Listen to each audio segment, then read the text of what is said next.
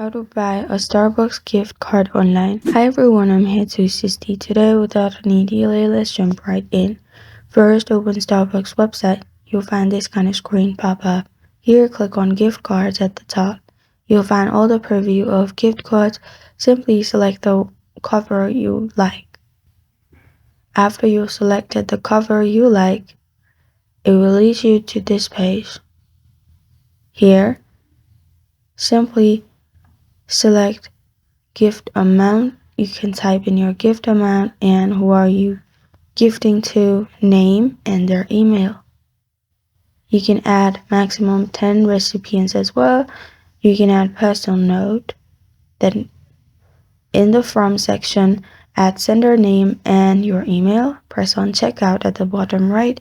Pay for it and you're good to go. This is how to buy a Starbucks gift card online. Thank you for joining me today. If this video helps you out, please leave a like and subscribe for more. Got a question or want to suggest a topic? Comment below. Thank you for watching.